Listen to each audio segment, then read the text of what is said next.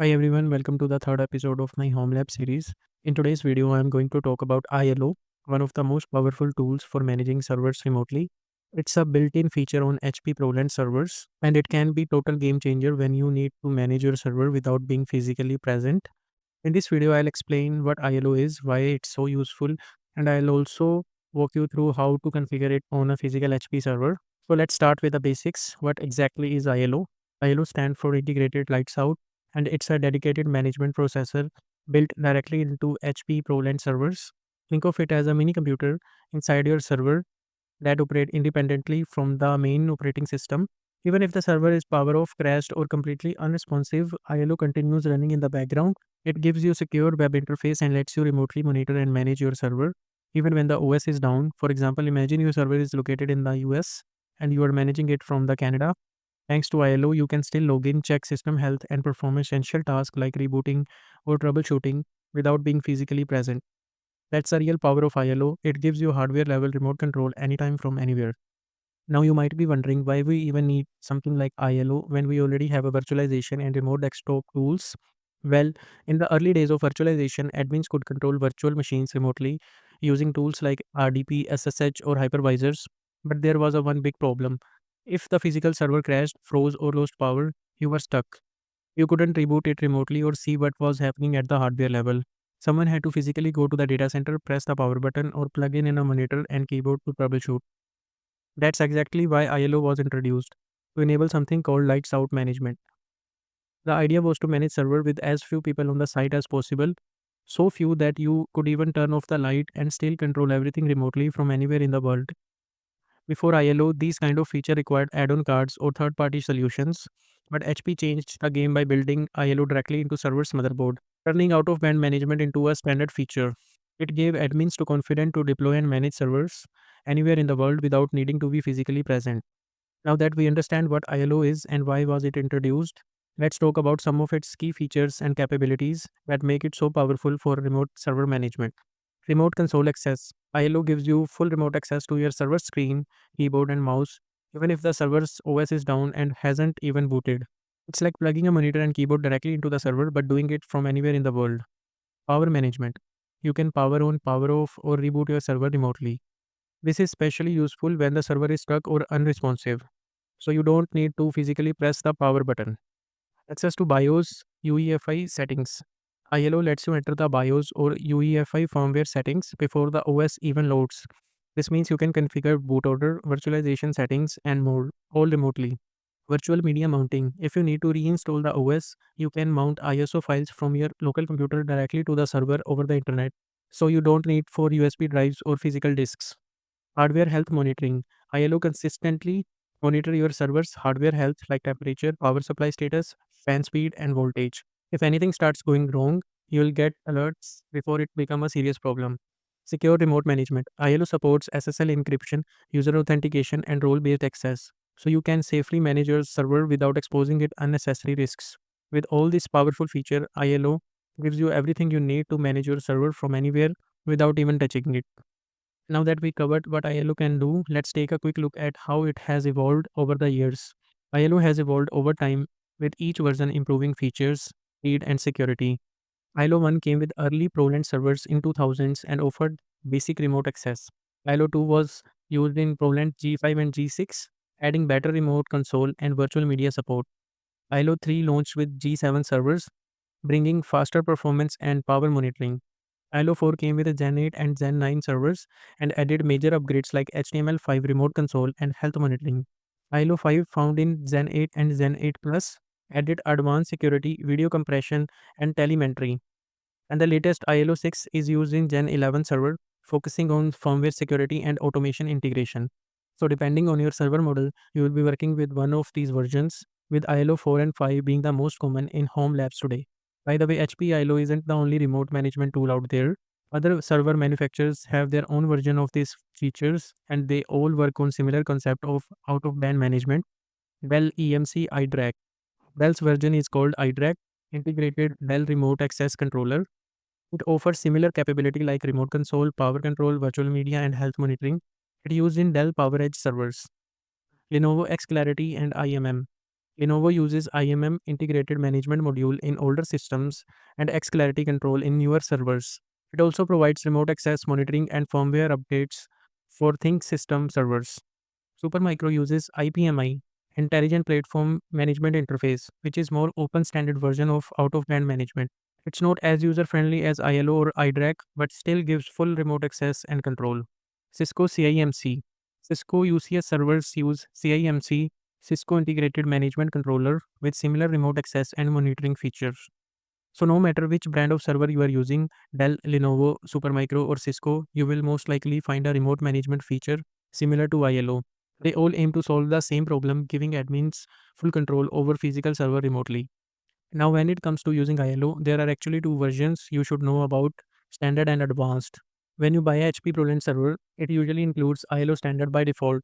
This gives you access to web interface, basic power control, sensor and health monitoring, and even text-based console access.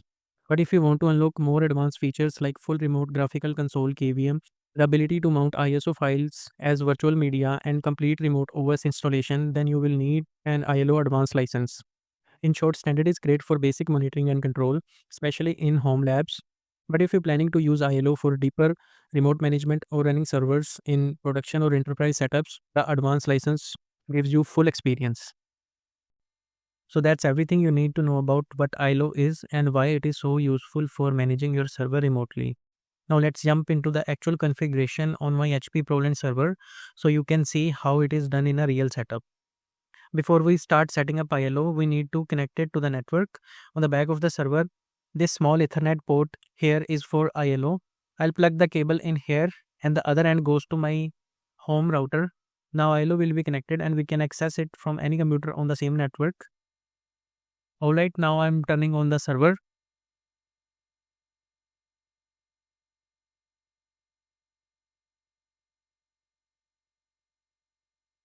Here at the bottom, you can see the IP from the previous ILO configuration, which I will be reset.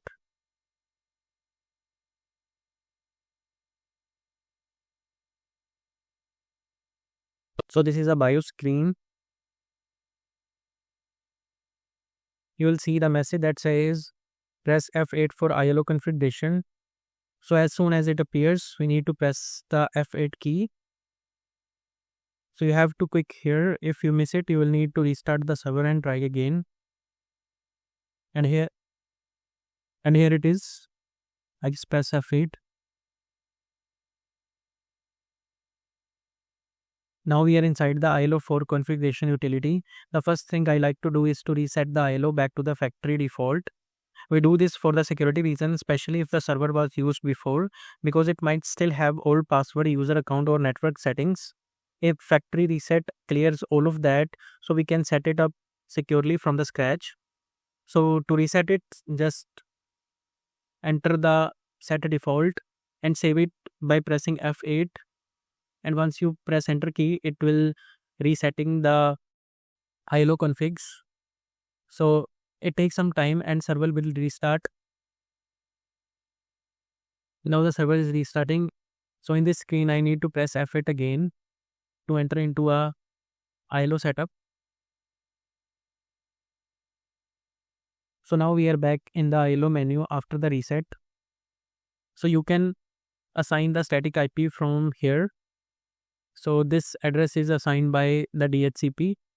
And if you want to assign a static IP, you need to turn off the DHCP first. So for that, we need to turn off the DHCP off from here and save the setting by pressing F10 key. Now the changes has been saved and now we can define the static IP here. But I'll choose a DHCP for now. So just try to turn on the DHCP again and save the settings. Press F10. Now the network settings are done. The next step is to set admin user and the password. You can simply create a user from here by clicking add here. Just set a name of the user and choose the secure and safe password.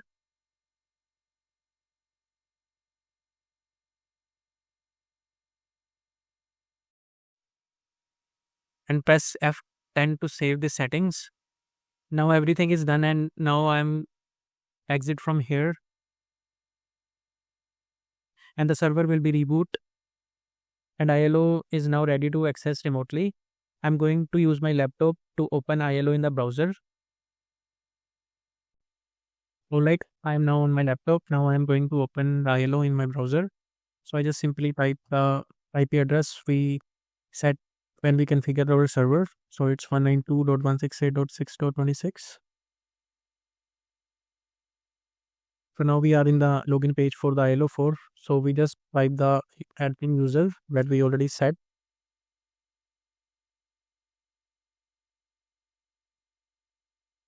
So yeah, now we are in the ILO dashboard. Here you can see the overview, the important information of the server right here, and here it is the status, and here it is connection to the HPE.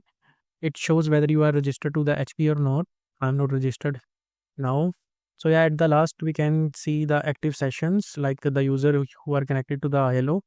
This is my laptop's IP address, and I'm logged in as an admin with the HTTPS. So yeah, in the left panel there is a lot of information, lot of the options that are provided by this ILO4. So I'm not gonna cover all of the things. I'm just cover the main things we are using. So because a lot of options require the advanced ILO setups. So the main thing we are using in ILO is the remote console for the power management. For the remote console, you can see we can connect to the server by .NET HTML5 console or Java remote console. We can also connect it by with the ILO mobile application. So I'm just trying to connect with the HTML5 console. So you can see here the server is power off right now. So I'm trying to power on the server remotely. Just like to turn on the server with a button. So here is a power management right here, and in the server power, you can see here this is the power on option. If I click this, and click OK. Now you can see here it will turn on to off. Take some time. Yeah, you can see here the server is power on now, and I'll show you once again the HTML5 console. Yeah, you can see it. It's just like we connect the server with the monitor, and it is on the BIOS. And yeah, we can do a lot of things from here, like in the administration option, we can check the firmware version. We can also update from here. In the licensing, we can put our licensing key and activate to the advanced version. In the user administration, we can create or delete the users like admin or simple users.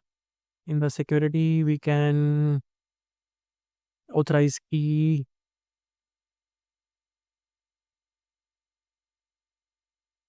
and we have also remote support provided by the HP. So if we have a HP passport account, we can connect to the HP. And yeah, this is the whole overview and the web interface for the ILO4. So that's everything. We started by learning what ILO4 is, then we set up in our physical server, and finally we explored the full web interface. With this, my server is now fully manageable from anywhere, securely and efficiently. And yeah, thanks for following along, and I will catch you in the next Home Lab episode.